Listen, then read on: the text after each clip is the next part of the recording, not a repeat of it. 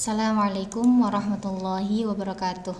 Alhamdulillah wassalatu wassalamu ala asyrafil anbiya'i wal mursalin sayyidina wa maulana Muhammadin wa ala alihi wa sahbihi ajma'in. Alhamdulillah, pada hari ini kita masih diberikan kesempatan untuk berkumpul bersama dan belajar akidah akhlak bersama. Baik, sebelum kita mulai, marilah terlebih dahulu kita baca basmalah bersama-sama. Bismillahirrahmanirrahim. Hari ini kita akan mempelajari mengenai cerminan dan nilai mulia dari Asmaul Husna. Yang pertama ada Al-Afu. Nah, secara bahasa, Al-Afu memiliki arti menghapus, membinasakan, mencabut akar sesuatu. Sedangkan menurut istilah, Al-Afu ini bermakna Allah Maha memaafkan kesalahan hambanya, baik yang disengaja ataupun tidak disengaja. Kemudian tauladan yang dapat kita peroleh dari Al-Afu. Yang pertama, meyakini bahwa Allah memaafkan semua kesalahan hambanya. Akan tetapi tidak kemudian membuat kita lantas menggampangkan dosa. Allah Maha Pemaaf, kita berbuat dosa saja terus-menerus. Tidak boleh seperti itu, nggih. Jadi ketika kita melakukan kesalahan, maka kita harus bertaubat yang disertai dengan rasa penyesalan dan kesungguhan hati untuk tidak melakukan kesalahan kita kembali. Nah, kemudian yang kedua yaitu perintah untuk menjadi manusia pemaaf dan penutup aib orang lain. Nah, Al-Afu tadi adalah Allah Maha Pemaaf. Maka kita sebagai makhluk dianjurkan untuk meneladani Maha Pemaafnya Allah, yaitu dengan memberikan maaf kepada orang lain. Nah, yang lebih baik apabila kita sanggup memberikan maaf bahkan sebelum kita dimintai maaf. Dan kemudian disertai dengan penutup aib orang lain. Perlu diingat bahwa sejatinya semua manusia itu memiliki aib atau kekurangan. Akan tetapi hanya saja ada yang ditampakkan oleh Allah kepada orang lain dan ada yang dijaga oleh Allah atau tidak ditampakkan aibnya oleh Allah. Nah, apabila kita menutup aib orang lain, maka aib kita akan ditutup oleh Allah. Kemudian Asmaul Husna yang kedua yaitu Ar-Razzaq. Nah, akar kata dari Ar-Razzaq ini berakar dari huruf Ra, Za, dan Qaf, yang berarti rezeki atau penghidupan. Sedangkan apabila kita melihat Kamus Besar Bahasa Indonesia, maka definisi Ar-Razzaq adalah sesuatu yang dipakai untuk memelihara kehidupan. Nama Allah atau Asmaul Husna Ar-Razzaq bermakna bahwa Allah lah yang maha memberi rezeki semua makhluknya. Adapun bentuk dari rezeki Allah ini sangat banyak sekali, akan tetapi bisa kita kategorikan menjadi beberapa. Nah, ini ada 8 bentuk rezeki Allah. Yang pertama yaitu rezeki yang sudah dijamin oleh Allah. Ini adalah rezeki yang dibawa bayi bahkan sebelum bayi itu lahir di dunia. Kemudian yang kedua ada rezeki hasil berusaha. Apabila kita berusaha, maka Allah akan memberikan hasil yang setimpal. Kemudian ada lagi rezeki karena bersyukur. Orang yang rajin bersyukur atau besar rasa syukurnya, maka akan ditambah pula rezekinya oleh Allah. Kemudian yang keempat ada rezeki karena bertakwa. Yang kelima ada rezeki karena beristighfar. Dan yang keenam ada juga rezeki karena menikah.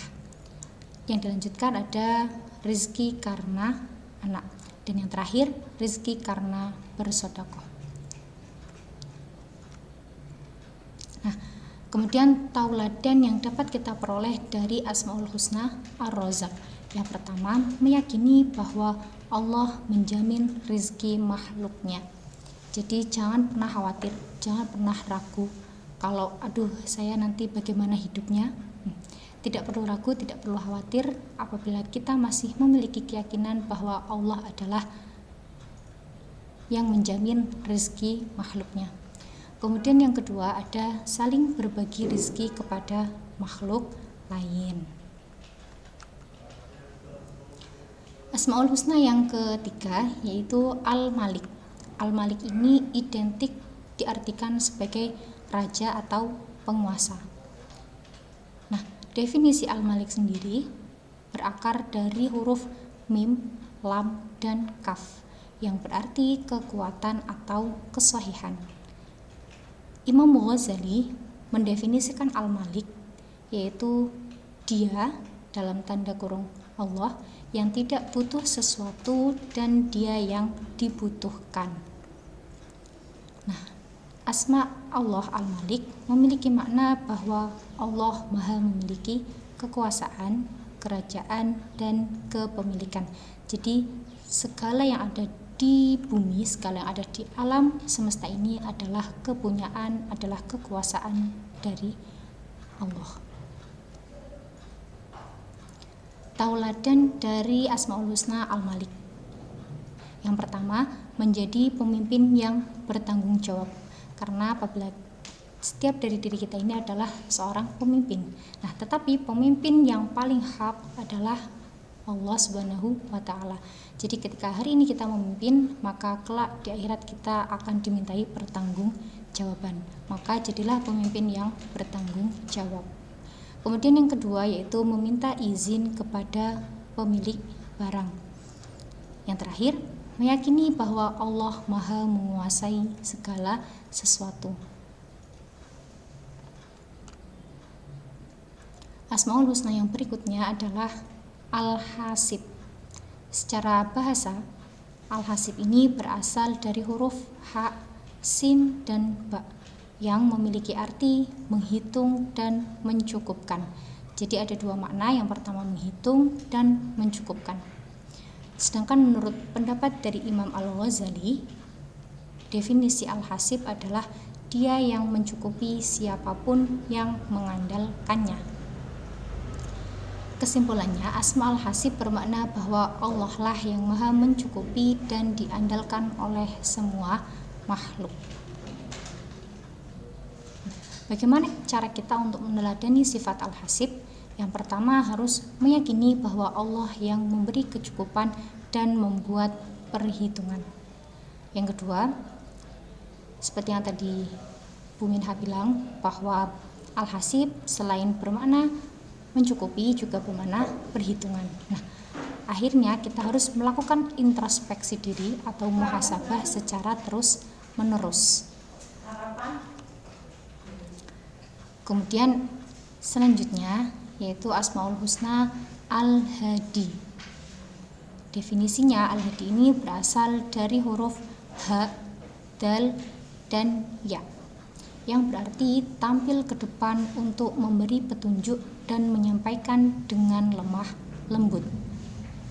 Menurut Imam Ghazali, Al-Hadi bermakna bahwa Allah lah yang Maha memberikan petunjuk kepada makhluknya untuk mengenali dirinya.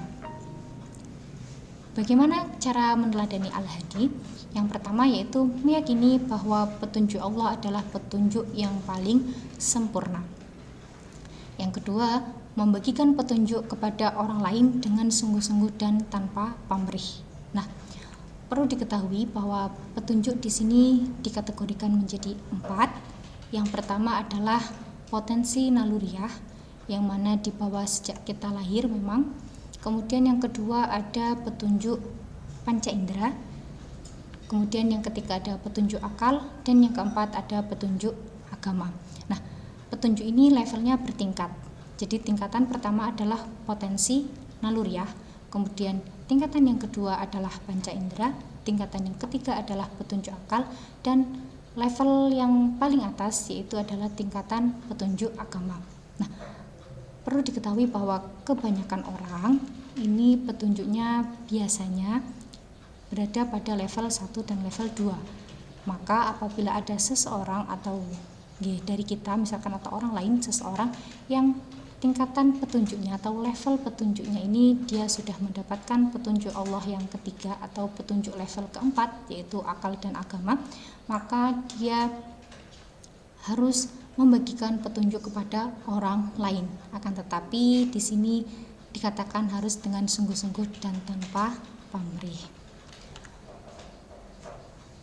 Asmaul Husna berikutnya yaitu Al-Khaliq, Kholaqo, nggih. Jadi berakar dari huruf kho, lam, dan kof yang berarti mengukur atau menghapus. Ini dulu kalimat aslinya memiliki makna mengukur atau menghapus, tapi kemudian mengalami perluasan makna menjadi menciptakan dari tiada dan menciptakan tanpa adanya contoh. Jadi Al-Khaliq bermakna bahwa Allah adalah pencipta segala sesuatu. Nah, di sini yang dibedakan atau yang perlu digarisbawahi adalah menciptakan dari yang semula tiada menjadi ada dan menciptakan tanpa adanya contoh. Kemudian, tauladan dari nama baik Al-Khaliq. Yang pertama, meyakini bahwa Allah menciptakan segala sesuatu dengan sebaik-baiknya. Jadi Allah tidak mungkin menciptakan sesuatu pun yang tanpa manfaat. Pasti ada manfaatnya, pasti ada sisi baiknya. Apabila mungkin hanya saja kita belum menemukan manfaatnya itu.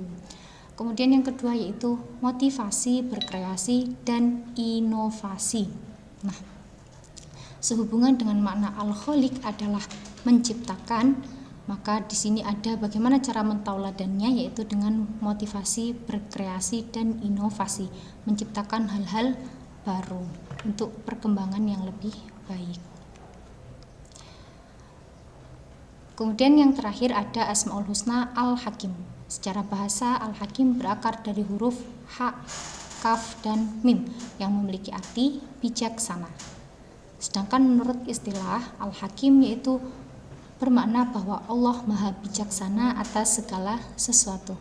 Dengan kebijaksanaannya, Allah memberikan manfaat dan kemudahan makhluknya atau menghalangi dan menghindarkan kesulitan bagi makhluknya. Tidak ada keraguan dan kebimbangan dalam perintah dan larangannya, dan tidak ada satu orang pun yang dapat menghalangi kebijakannya. Tauladan yang dapat kita ambil dari Al-Hakim, yaitu meyakini bahwa Allah Maha Bijaksana atas segala sesuatu. Sebagai umat Islam, kita harus menerima kebijaksanaan Allah dan selalu berpikir positif dalam memahami kebijaksanaan Allah. Kemudian yang kedua yaitu kita dianjurkan atau dianjurkan untuk belajar bersifat bijaksana. Bagaimana sih bijaksana? Bijaksana itu adalah ketika kita selalu menggunakan pengetahuan dan pengalaman serta pandai berhati-hati ketika menghadapi kesulitan.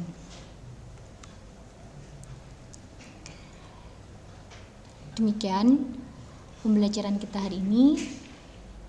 Sebelum kita tutup, kita baca alhamdulillah bersama-sama. Alhamdulillahirabbil alamin. Akhirul kalam, wallahul muwaffiq ila aqwamit thoriq. Wassalamualaikum warahmatullahi wabarakatuh.